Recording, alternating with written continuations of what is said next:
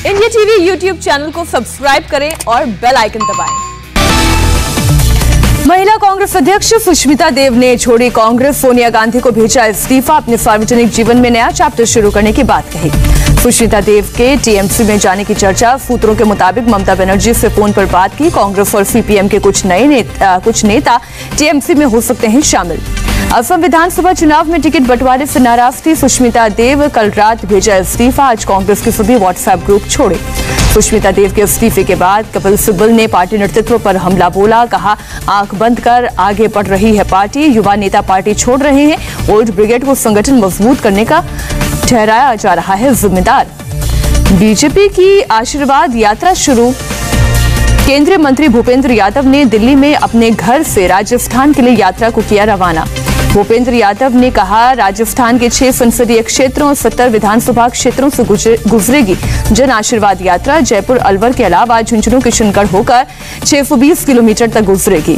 उत्तर प्रदेश में भी बीजेपी की जन आशीर्वाद यात्रा शुरू। पंकज चौधरी, कौशल किशोर और अजय मिश्रा ने लखनऊ से और बीएल शर्मा ने मथुरा से यात्रा की शुरुआत की।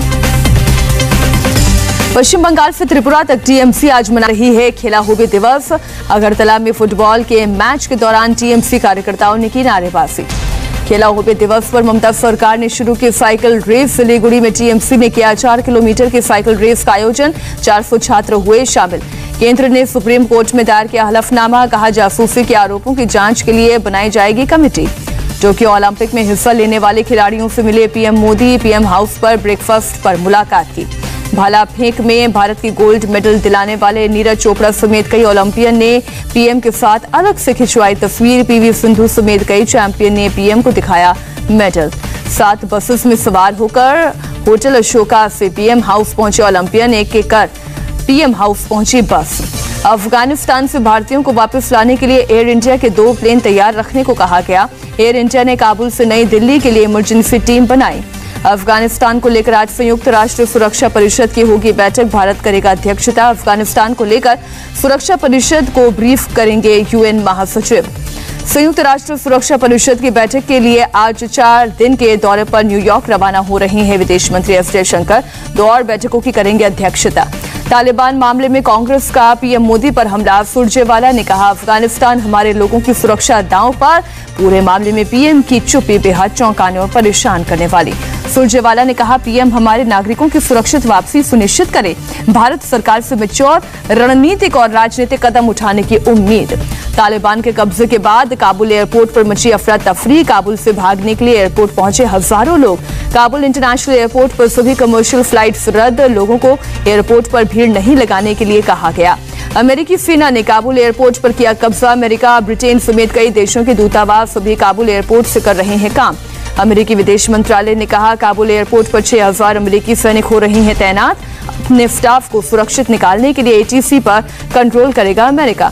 काबुल में अमेरिकी दूतावास से अमेरिकी झंडा भी उतारा गया। कल अमेरिकी दूतावास से उठता दिखाता धुआं जलाए गए थे संवेदनशील दस्तावेज। अमेरिकी विदेश और रक्षा मंत्रालय ने जारी किया साझा बयान। अमेरिकी और सहयोगी देशों के नागरिकों की रक्षा और विमानों की उड़ान के लिए हम काबुल एयरपोर्ट को अपने कब्जे में ले रहे हैं। तालिबान ने अफगानिस्तान के राष्ट्रपति भवन पर भी कब्जा किया। तालिबान के वार्ताकारों ने राष्ट्रपति भवन पहुंचकर किया मीडिया को संबोधित। राष्ट्रपति भवन पहुंचने के बाद तालिबान के लड़ाकों ने कॉन्फ्रेंस हॉल में अपना झंडा टांगा। अफगानिस्तान के राष्ट्रीय ध्वज को उतारा।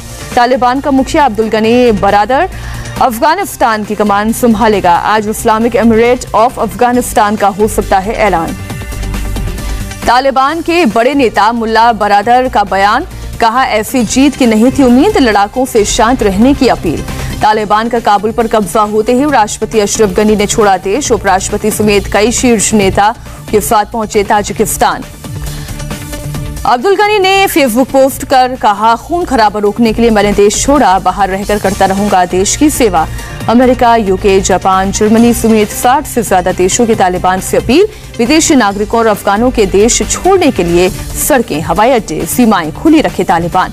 व्हाइट हाउस के सामने अमेरिकी राष्ट्रपति बाइडेन के खिलाफ विरोध प्रदर्शन। अफगानिस्तान के लोगों को धोखा देने का आरोप। अफगानिस्तान की घटना पर अमेरिकी राष्ट्रपति जो बाइडेन हैरान। कैंप डेविड से देखा पूरा घटनाक्रम। इतनी जल्दी काबुल पर कब्जे का नहीं था अंदेशा। पंजाब कांग्रेस अध्यक्ष नवजोत सिंह सिद्धू ने प्रगट सिंह को नियुक्त किया पंजाब कांग्रेस का संगठन महासचिव। अमरिंदर सिंह के साथ विवाद में प्रगट ने दिया था सिद्धू का साथ। पूर्व पीएम अटल बिहारी वाजपेयी की तीसरी पुण्यतिथि आज। पीएम मोदी ने सदैव अटल स्मृति स्थल पर दी श्रद्धांजलि। सबसे पहले राष्ट्रपति कोविंद ने अटल बिहारी वाजपेयी को दी श्रद्धांजलि। उपराष्ट्रपति वेंकैया नायडू ने भी किया नमन। अटल बिहारी वाजपेयी को श्रद्धांजलि देने के लिए मोदी कैबिनेट के कई मंत्री मौजूद। गृह मंत्री अमित शाह और रक्षा मंत्री राजनाथ सिंह ने दी श्रद्धांजलि। सदैव अटल स्मृति स्थल पर प्रार्थना सभा में भी शामिल हुए पीएम मोदी। राष्ट्रपति, उपराष्ट्रपति और कैबिनेट मंत्रियों के साथ बैठकर सुना भजन।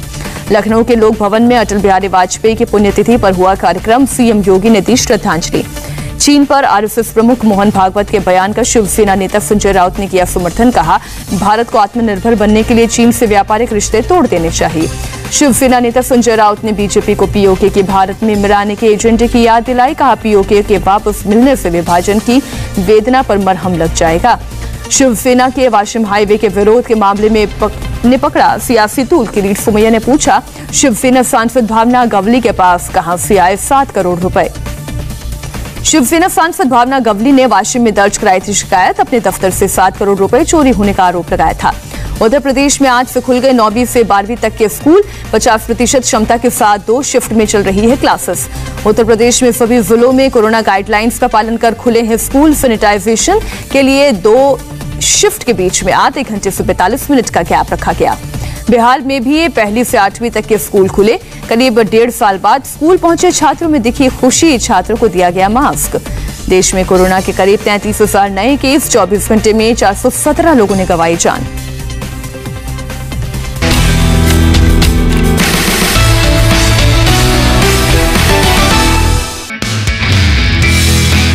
नमस्ते, मैं हूं मीनाक्षी जोशी। वीडियो और खबरों से अपडेट रहने के लिए India TV YouTube channel subscribe करें। बेल आइकन दबाना ना भूलें। जुड़े रहें इंडिया टीवी के साथ।